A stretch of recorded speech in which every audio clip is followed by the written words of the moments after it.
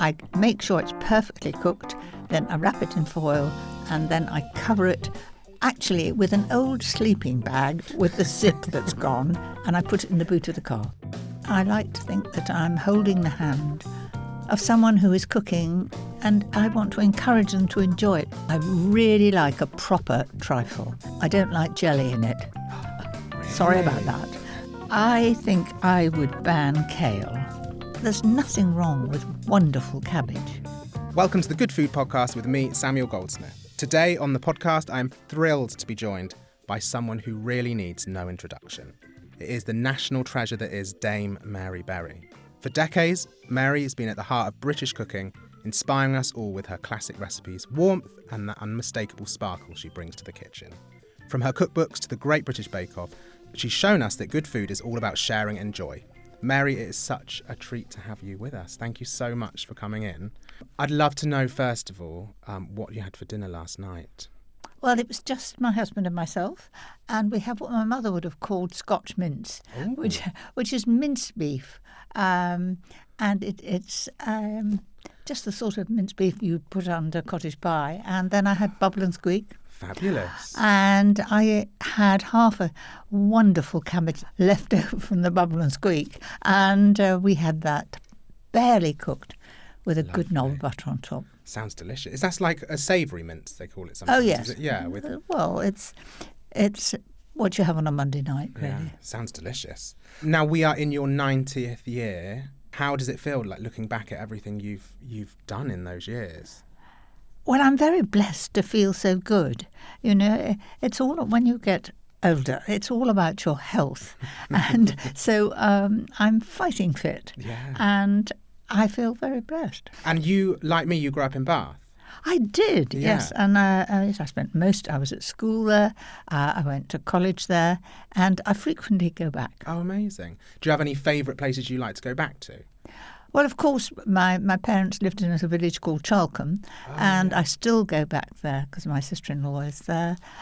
It's very difficult in the middle of Bath if you're driving, I can tell you, isn't it? And park a car. If the rugby's on as well, it's terrible. And if the rugby's on. But, what a rugby side there. Yeah, They're doing absolutely. very well. Yeah. And what would your family food have been like when you were growing up? Family food was wartime, so we had a lot from the garden. Dad was not a keen gardener, but he gardened because we had the space and we had all the vegetables, raspberries. Mum had flowers. We had goats. We had chickens. And, of course, my mother preserved eggs because the hens don't lay much in the winter. And they would have been in isinglass in a big vessel and keep us through the winter. That's amazing. A goat. That's incredible. We had goats because for the milk. Yeah. And they had a huge goat pen. We used to go in with them, and they were white goats. And they were very, very tame, and my mother used to milk them. Do you still drink goat's milk now? No, You've I don't. moved to cow milk now. No, I drink cow's milk. Well, I don't. I have it in things. I don't drink it. Yeah, absolutely. Wow, that kind of sounds like the good life. It's certainly like the good life. And it's funny, I can remember every plant in that garden. I can remember the path, the lawns, and the greenhouses. I can remember everything. Do you ever go back to the house? I have. I went back for my last series, and it was strange going back. The house that we lived in mostly being divided in half with a hedge down the middle. And, you know, it was fun to go into the kitchen that was and so on. And the new people were very nice. And no goats, I imagine. No goats and no goat run. No, pity. It must feel, really different. So your new book, Mary 90, My Very Best Recipes, is a collection of, as it says, some of your most amazing recipes. How did you choose? Well, we have half sort of family favourites and favourites of mine, and half absolutely brand new. Amazing. So some of those will be in your new series, which is out. Exactly. Which is where you're also joined by your celebrity friends. Yes, I mean, that is really great. Yeah. It's a 6-part series, and we've got my favourite people, we've got Tom Allen. Yeah. That's on the first one. Gabby Logan. And Gabby's lives in the village where we used to live in Penn, and she's a great keen cook, but obviously doesn't have an awful lot of time for cooking. Alex Jones from the One Show. Yeah. She's great. Yeah. And, she's now got 3 children, so his cooking's changed. Alan Titchmarsh, we cooked in his garden. Amazing. Which, well, I was so interested in the garden, but Yeah. he took it very seriously, and he made a pasta dish with salmon, and he took it and made it, and I thought that would be the end. But a couple of weeks after, he sent me on the computer a picture, and he had made exactly the salmon dish and decorated it with the asparagus and with a glass of wine, a knife and fork, and there it was, beautifully presented, just like his garden is. So, I like to think of myself as a teacher, and it is very rewarding. It's all very well to have these celebrities and teach them, but I like to think that I'm holding the hand of someone who is cooking, and I want to encourage them to enjoy it. We've all got to cook. Absolutely. And everybody cooks now. Yeah. In my childhood, none of the men in the house cooked, and now our children cook, the partners and husbands, many of them cook and do one night a week, and and quite interested in nutrition as well. Yeah, my nan, my grandfather recently died, and he used to do all the cooking. And so I gave my nan one of your cookbooks because she loves you. And when I went round for dinner, she made your mushroom soup, which was delicious. And she's really got, she still does. She does a few of the meals on wheels, but she'll cook. And I think it's given her that confidence, as you say, to teach her. In my opinion, she was a very good cook before, but I think now it's just her. It's sort of given her the confidence to get back in the kitchen. And also, I think my recipes, I try to do them in great detail. Yeah. And if it's going to be a little bit tricky, I try to give extra information. But I still there's no need to make your own puff pastry anymore, or filo pastry. You can cheat a bit. Yeah. But the main thing is to enjoy it. Yeah. And also do a little bit of batch cooking. Yes. But in the book, I very much talk about prepare ahead, because if you've got people coming around, you want to be organised. You don't want to be chopping up things and cooking in front of them, unless you're a showman, of course. So as much as you can do, and perhaps use the freezer a bit. Yeah, great. And that's my way of cooking. Fabulous. And because you also had Jamie Oliver on the show as well, did you? Certainly, he was the gilded lily. We had great fun. There wasn't too much cooking, actually. We ended up in the pub, but it was interesting. I mean, he has done so much for schools and in the background. And, we had a really good day. Good. I feel like he brings a lot of energy and he just brightens up. And fun. Sam, that's it, he makes absolutely. He makes things lively. Yeah. I think of him when he first started. Everything was pucker, but now he's quietened down a bit. Yeah. But such a sincere man. That's what's so nice about having somebody to cook with. Yeah. One of the new things that I've done are beef cheeks, because I keep an eye what's new in the shops. Yeah. I mean, 30 years ago, I wouldn't have been cooking with fennel. No, You think about that. Yeah. And as for butternut squash, it's one of our favourite things. And sweet potatoes, And I do a lot now of one dish, a roast in the oven, and you put things in at different times. Nice. But there's only one thing to wash up. Yeah, that's the thing that I love about one-pot dishes. Yes, and a Just that lot one. about peas, beans and lentils. It's good nutritionally, but also when you've got a dish and suddenly another person comes or 2 people come, add a few lentils or beans or chickpeas. It spins it out and everybody enjoys it. Yeah, absolutely. So you had a lot of your friends and people that you've known for a long time in this series. Is there anyone over the years that you've met that that really kind of stood out to you or gave you really memorable moments? Well, actually, it's someone who, to begin with, Claudia Winkleman. I thought, she's great in all the programmes that she does. And I realised that she's just one of us. Yeah. Very simple, not demanding, and she's an absolute treasure, I think. She's lovely, isn't she? I mean, now Traitors, there it is. And we all want to watch her. We all listen to her. And it's all very sort of not rehearsed. Yeah. And she was on my 90th birthday day. She came and sat on the sofa on the one show. So that's amazing. I suppose to begin with, I was awestruck, but now she's now a mate. She's your friend, yeah. Would you do Celebrity Traitors? Absolutely not. I would be so nervous. Yeah. Would you ask to be a traitor or a faithful if you did do it? I have no idea what I would do. I have been on Traitors when they did it for Children in Need. Oh yes, with Dawn French and Jennifer Saunders. Gosh, you've got a very good memory. But I had no idea what it was. Yeah. I went and everybody had their own makeup artist, and I've never seen so many makeup people for that day. And then suddenly I had a cloak put on and a thing over my face, and I've no idea what was going on. A lot of laughter. Yeah, I loved it. Yeah, that was such a good clip, actually. So your Christmas TV show is going to be airing soon. What kinds of things do you like to share with people at Christmas? I'm sharing all the tips around Christmas, and I'm going to be visiting different places. It's a very warm show, and the recipes are great fun. I promise you I won't be doing the turkey this time. I'll be doing sort of other things to have around Christmas. Fantastic. Do you like turkey? I absolutely love turkey, but I'm a bit fussy. I do want a turkey. I usually have a bronze turkey, and it's got to be sustainable. And I don't mind if it's a good turkey and it's had a happy life. It could be frozen, but I don't want a cheap turkey.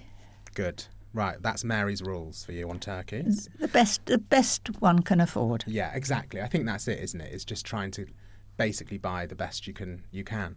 One thing I wanted to thank you for that's not cooking is that I once read some relationship advice that you gave, which was that you said never go to sleep on an argument or having had an argument with your partner. And I actually genuinely think that has saved my relationship. So if we've had a massive argument and we're not talking to each other, I'll always say, we can't go to sleep now. Mary says, no bed after an argument. So I thank you for that. Well, Sam, that was the advice that my father gave to my husband when he came in the old-fashioned way to ask for my hand.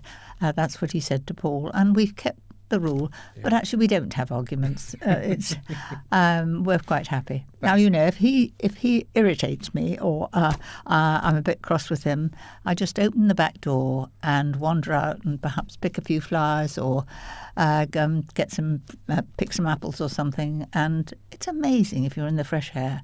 All feels good. Calms you down, doesn't it? It's like the sea as well for me, does that? Yes, unfortunately we don't have the sea in Henley. Nor do I. Don't have it in London either. Right, we're going to move on to our next section, which is my favourite dish. So what would your favourite Christmas dish or your favourite recipe from the book, your new book, be? Well, we've always, since I was a child, we've always had fish pie on Christmas Eve. And I can remember the children, because we were not living in Bath then, but we'd go to grandparents for Christmas, and the children would say in the car, we know exactly what's for supper. It's Granny's fish pie, and it will have hard-boiled eggs in. And I've slightly updated it. It's a classic fish pie, and I put haddock in it. Nice. And prawns. I've added, and then in a lovely creamy sauce. And then I make that and put it in the dish, and then cool it and put frozen peas on top, not cooking them, putting petit pois on top. And then the topping, instead of just mashing potato, I take a coarse grater and grate potato that I've cooked, the whole potatoes, and then skin them and grate them on the top. Season it as you're doing it. And then just before you put it in the oven, I pour cream over the top. And the double cream all over the potatoes. Wow. And you can imagine that is, I mean, after all, we do dauphinoise potatoes, which is potatoes and cream. This is delicious. And you get it nice and brown in the oven. And it's very, very good. You can have it on Christmas Eve or all year round. That sounds fabulous. And if you want to freeze it, you would freeze it without the hard-boiled egg in. Yeah. And also you would pour the cream over just before you put it in the oven. Okay, so after you've got it out of the freezer. Yeah, that's right. Yeah. Thaw it and then pour the cream over. Fabulous. Bit of cheese on top. Delicious. I'm so glad you say hard-boiled eggs because I think that is a non-negotiable for a fish pie. You have to have a hard-boiled egg in a fish pie. It's much, much nicer. Yeah. And I keep it in big pieces. Yeah. And also I carefully put it evenly all over so everybody gets some. Great. Oh, that sounds good. So every Christmas Eve still? I'm afraid every Christmas Eve. Good. And also that's something, again, you can do ahead. There are so many things on just before Christmas, all the wrapping of the presents, laying of tables and so forth. And you never know when people are going to arrive, if they're coming. If you've got that fish pie already, it's a nice feeling. Yeah, and it's so comforting, isn't it? Especially with all that double cream. It's a comfort cream. dish. Okay, we're going to move on to culinary confessions. What is the one Christmas dish that you make better than anyone else? Well, do you know, I think that I make good stuffings. Ooh. And I haven't changed them. I do, in the bird, I do sausage meat, thyme, lemon, lots of lemon and the lemon zest, and that goes up the front end of the turkey so that it gets maximum heat. And then I never, ever fill the cavity because that's the last place for the heat to get to. I do an open dish of wonderful stuffing of apricots and lots of onion and herbs and things. And again, you can do that ahead. You can make the stuffings ahead. You can do the stuffing in a big dish. Everybody gets crisp because if it's not too deep, you spoon it out. And also, if you have vegetarians amongst them, they'll have a big lot of it. Yeah. But I know my family love the stuffings just as much as the turkey. And how many stuffings do you do? Two. The one in the bird and then yes. that one. And also I've put in the fruit stuffing, I also put chestnuts. And I buy frozen chestnuts, and the shops do run out of them. So you can buy them well before Christmas, keep them in the freezer, then you just fry them before you put them in the stuffing. That's incredible. I didn't know you could get frozen chestnuts. Yes, That's amazing. Have you ever tried to peel chestnuts? No, but I can imagine I wouldn't want to. I think it's the right way to buy them. What is or have you ever had a Christmas cooking disaster? Do you know, I'm waiting for it. It's bound to come. I've had so many other disasters, but Christmas, I do plan, you know. I mean, it's no good having a back of an envelope in a handbag. You want a big sheet of paper, you know, to get the cost right. If you start by buying the tin foods and things you can get ahead and make a list for the whole of December so that you know and keep up to date. It's a nice feeling ticking all those things off. When do you start your planning then? I nag to find out who's coming for Christmas. But in fact, this year we're going to my son's. And so we all take different things. Nice. And I will be taking the turkey. I will cook the turkey before I take it to them. And I make sure it's ready by about 11 o'clock. And then I wrap it in foil. And I don't overcook the turkey. Of course. It really, remember, once it's resting, it goes on cooking. So I make sure it's perfectly cooked. Then I wrap it in foil. And then I cover it actually with an old sleeping bag with the zip that's gone, and I put it in the boot of the car. That's amazing. It's something, you've got to cover it with, clean towels you could, but it goes on cooking. Yeah. It stays hot, and so it's in the boot of the car, so when I get there, the turkey's done, and I've also made the gravy. That's what I do. Well, I think that is the best contribution that you can give. Have you ever served something ready-made at Christmas and pretended you made it yourself? Well, not so much pretended to make myself, but I'm not a good bread maker. I never have been. If you remember, Paul Hollywood in the Bake Off was the great man with bread. And so although I give a recipe for stollen, I would buy a stollen from the best I could buy because I think they're very, very good. Yeah, with the marzipan Marzipan inside, through, yeah. and that's one of the cheats I do. Delicious. That's a great one. What Christmas dish would you ban forever if you could? Well, I think I would ban kale. Oh. Everybody has this thing about kale. They must have kale and how good it is for you. I'm not mad about it. I think I've had it in restaurants when it's lovely and crispy and they do things to it. But there's nothing wrong with wonderful cabbage. I agree. Pointed cabbage, sweetheart cabbage, hispy, all the same, Yeah, beautifully Savoy cooked. cabbage I love as well. Exactly. Yeah. And well cooked. I think it's better than kale. And also it's just as good for us. Yeah, it's true. What's the worst Christmas present you've ever given? Yes, that was early on in our married life. I was a bit chaotic with how I kept things in my handbag, and my husband gave me a wallet. And you can imagine how I greeted that. And so we had a little chat, and we decided that we would give each other IOUs.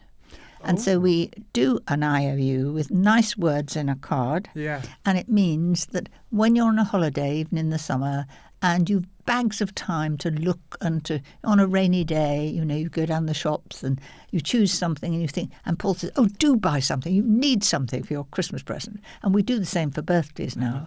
IOUs, but they must be with all the words that come with it. Nice. So an card, appreciation, a nice card, rather than a mistake that you've got to change the next day. Yes. Do you know, my partner actually says, why are you spending all that money on a card if you're not going to put nice words in it? Exactly. They're expensive now. Do you have a festive guilty pleasure? I really like a proper trifle. And a trifle to me is trifle sponges that are filled with a really good jam and soaked it in lots of sherry, good custard, lots of cream, perhaps some pears. I really like a good trifle. And I don't like jelly in it. Really? Sorry about that. It reminds me of my school trifle. So you wouldn't soak the sponge in jelly? Oh, no, thank you, Sam. I don't like it. And so then you're on custard and cream? Custard and cream and Lovely. And some fruit as well. Yeah, very nice. My nan does blancmange, which I've kind of got used to now because it sets well. Do you know blancmange brings back nobody ever has it now. No. I wasn't. It was always pink, wasn't it? Pink, yeah, I think you can get them in like brown, like chocolate. Chocolate, yes. Yeah. I think it's a good thing to forget, actually. Do you? But we're all different. Okay, we're going to move on to our quick fire questions round. So if you could only eat one Christmas dish for the rest of your life, what would it be? Do you know, I think it's soup made from the bones, because even though I'm taking the turkey to my son and the rest of the family, I will say at the end of it, please can I have the bones, and I'll take them home and I'll cook them slowly with all sorts of different vegetables, and that to me, that is liquid gold, and it makes wonderful soup. Ooh, and I will make a lot of it and then perhaps freeze some of it. Fabulous. One dish you'd remove from the kitchen table? I don't like desiccated coconut. Oh. We used to have that in years ago. It was always madeleines, all sorts of things were covered in this awful dry coconut. And I don't like seeds, some seeds. I like sesame seeds, but a seeded cake I'm not very keen on. Interesting. A cooking shortcut you'd allow on Christmas Day? Pigs in blankets. They come already wrapped. All you're doing is doing it at home, which takes time. Yeah. I would buy all my pig's blankets already. Fantastic. Because it is just a sausage wrapped in It's bacon. only a really, sausage isn't wrapped in bacon, so that's dead easy. Yeah. Sprouts, love them or leave them? Absolutely love them. But if you want to cook them quickly on Christmas Day, cut them in half and boil them for a very short time. You can do all sorts of things like adding chestnuts to them, but they're awfully good just on their own, or perhaps a little bit of pancetta with them. Oh, nice. Yeah, sounds great. Favourite Christmas leftover hack? We have open sandwiches, and that means that you have good bread, and then all the trimmings that are left from turkey, and you make a small amount of bread, lots of toppings and chutneys and things, and people can make their own if you like, and I think they're lovely to have around the fire. Like a smorgasbord, is that what they call them in That's Scandinavia? exactly Scandinavian. Yeah, sounds Scandi. If you could only cook one dish this Christmas, what would it be? I think it would be the turkey. Yeah, well, you'll be cooking the turkey this year. I will be, yes. If Santa asked you for a midnight snack, what would you cook him? Well, honestly, he's only there a short time, isn't he? So I would make him an omelette. Oh, great, yeah. Perhaps a mushroom omelette. Favourite Christmas tipple? Sloe gin. Ooh. And, of course, in the autumn we collect sloes, and it's so easy to make. You just cram the sloes into a bottle, add sugar, and then, of course, the essential gin on top. And by Christmas it'll be ready. And so do you make that into a gin and tonic? No, you just have it neat. Have it neat. Wow. Oh, neat. In very small glasses. You'll be having fun this Christmas, won't you? A fictional character you'd love to invite to Christmas lunch? I would like... You remember we always have Oliver Twist on at Christmas. I always look at this little orphan from the workhouse, all thin, and I always think I'd love to have little Oliver and feed him up over Christmas. It's always sad each Christmas to see it, and there it is, distant on the screen and so forth. Or if you're in the cinema, I'd like to have him at home with me. Oh, lovely. And if you had to swap turkey for fish at Christmas, what's the catch of the day? I would like big trout. Yeah. And I would have that with hollandaise sauce and sugar snap peas mixed with petit pois and butter. Lovely. And a final question for today, which is, what does good food mean to you? Good food, it's not fussy food. It's the real thing, preferably local, homegrown. I like to know where my food comes from. Proper food. Fabulous. Well looked after, well fed, good husbandry, I guess it's like what you had as a kid almost, because you had all of that produce outside in the garden. And I certainly have the same standards now. Yeah, fantastic. Well, Mary, it's Christmas, and it wouldn't be Christmas without a little present. So I've got you a little something to give you. Help. There's so many parcels around me, and it is very Christmassy. This one's for you. Look at this one. This is a little red... It looks exciting. It's not an IOU, unfortunately. Oh, no, but it looks lovely. Am I allowed to... Of course you can. Well, it's in a beautiful little bag, and we pull out the stuffing. There we are. And it's a mug. It's your very own. Is it my very own? Mug. I'll try not to. It's coming out. If you did go camping, which I don't think you will, from what I heard you won't. Well, I heard you interviewed on Alan Carr's podcast about your favourite holidays. Yes. And I think you like to go to hot countries. I do. Oh, look at this. What fun. Good food podcast. Isn't that lovely? And also, it's light. Yeah. And I would take it camping. Take it outside in the garden. Exactly. And if you drop it won't break. And it's bright yellow, and I'll be able to see it. Exactly that. Well, thank you so much for joining me today. It has been an absolute pleasure to talk to you and learn so much about Christmas as well. Samuel, thank you very much. So here's to a happy Christmas to you. Merry Christmas. Thank you for listening to this episode of the Good Food Podcast. For more recipes and inspiration, visit goodfood.com or download our app. Subscribers to the Good Food app via the App Store can listen to our podcast ad-free.